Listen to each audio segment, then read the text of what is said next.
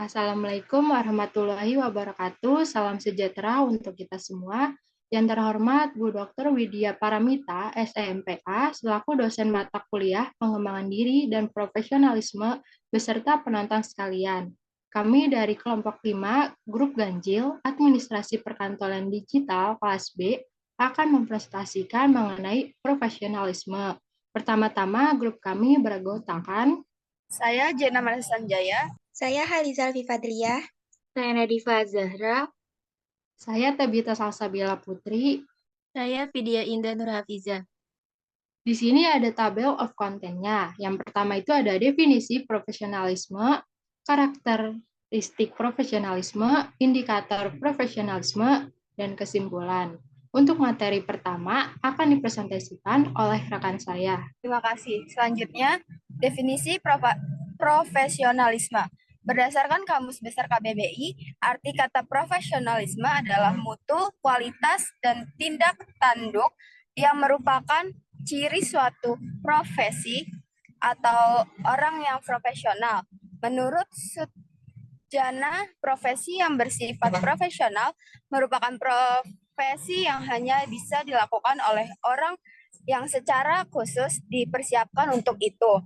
Sementara itu, dalam keseharian, profesionalisme dipahami sebagai cara bekerja secara profesional, menguasai bidang kerja, kreatif, dan inovatif untuk menghasilkan kinerja yang tinggi. Sedangkan menurut Supriyadi, penggunaan istilah profesionalisme menunjuk pada derajat penampilan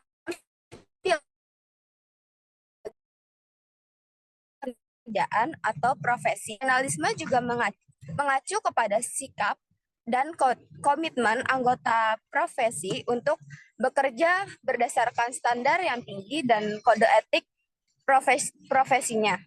Selanjutnya akan dipresentasikan. Selanjutnya, saya akan menjelaskan tentang indikator dari profesionalisme.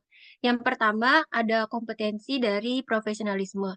Kompetensi profesionalisme itu sendiri adalah kemampuan dari seseorang dalam menguasai karakteristik pekerjaan, baik luar maupun dalam, dan mengerti struktur dari pekerjaannya tersebut.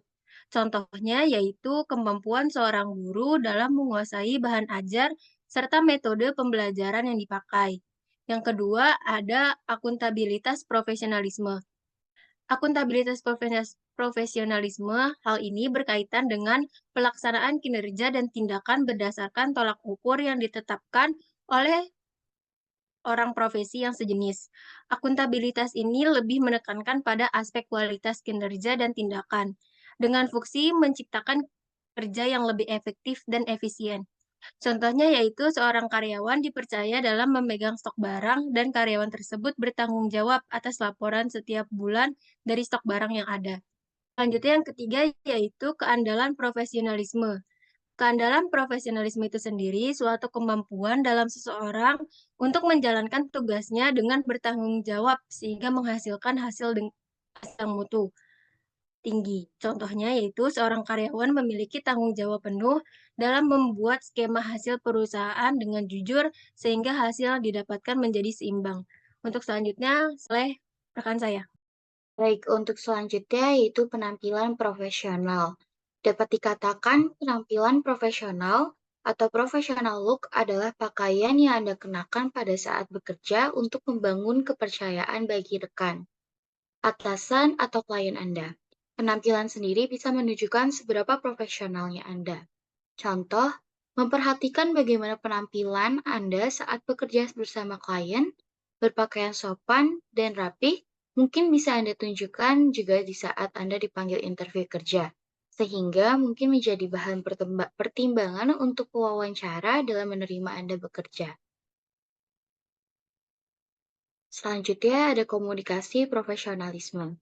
Dengan banyaknya ragam bahasa dan budaya, tentu komunikasi dibutuhkan dalam dunia kerja agar karyawan semakin bisa memahami satu sama lain. Komunikasi yang efektif akan membuat karyawan semakin menghargai perbedaan yang ada, sehingga suasana kerja pun akan terasa nyaman. Contoh, ketika berkomunikasi dengan rekan kerja, ucapan atau menjelaskan sesuatu haruslah jelas, sehingga informasi dan tujuan akan mudah diterima oleh rekan kerja Anda. Sebuah monolog yang berliku-liku hanya akan membuat orang menjadi bosan dan kehilangan poin-poin yang disampaikan. Yang terakhir, ada etika profesionalisme. Etika profesional ini mencakup prinsip perilaku untuk para profesional yang dirancang baik untuk tujuan praktis maupun idealistis. Suatu etika profesional ditetapkan oleh organisasi profesi bagi para anggota yang secara sukarela menerima prinsip perilaku profesional. Contoh, memahami dan menjalani kode etik yang ada serta menjadi pekerja yang berintegritas. Materi selanjutnya akan dijelaskan oleh rekan saya. Baik, di sini selanjutnya ada karakteristik profesionalisme. Yang pertama itu integritas.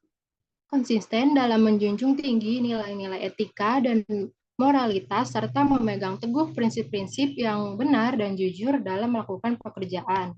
Yang kedua itu tanggung jawab. Bertanggung jawab atas hasil pekerjaan dan keputusan yang diambil, serta mampu memenuhi kewajiban dan deadline yang telah ditetapkan. Yang ketiga, kerjasama. Mampu bekerja sama dengan tim dan menjalin hubungan kerja yang baik dengan rekan kerja, klien, dan pihak terkait lainnya. Dan yang keempat ini ada profesionalitas tampilan. Berpenampilan rapi dan sesuai dengan standar etika dalam pekerjaan. Semua karakteristik tersebut merupakan aspek-aspek penting dari profesionalisme yang harus dijaga dan diterapkan oleh setiap individu dalam pekerjaannya. Dengan memiliki karakteristik tersebut, seseorang dapat menjadi seorang profesional yang handal dan dapat diandalkan di bidangnya. Selanjutnya akan dipresentasikan oleh rekan saya. Baik, terima kasih. Lalu ada kesimpulannya. Profesionalisme merupakan suatu tingkah laku, suatu tujuan yang menandai suatu profesi. Profesionalisme memiliki arti lain menjalankan suatu profesi untuk keuntungan atau sebagai sumber kehidupan, dan profesionalisme juga sering disebut sifat-sifat atau kemampuan, kemahiran, cara pelaksanaan sesuatu, dan lain-lain, atau tingkah laku, kepakaran, dan kualiti dari seseorang yang profesional. Seseorang yang profesional akan berusaha untuk melakukan yang terbaik untuk memberikan kepuasan kepada diri sendiri dan orang lain yang berhubungan dengan profesinya. Menjadi seorang profesional bukanlah pekerjaan yang mudah. Untuk mencapainya, diperlukan usaha yang keras karena ukuran profesionalitas seseorang akan dilihat dari dua sisi, yaitu keterampilan atau keahlian yang dimilikinya, serta hal-hal yang berhubungan dengan sifat, watak, dan kepribadiannya. Untuk selanjutnya, saya akan kembalikan kepada moderator. Oke, baik.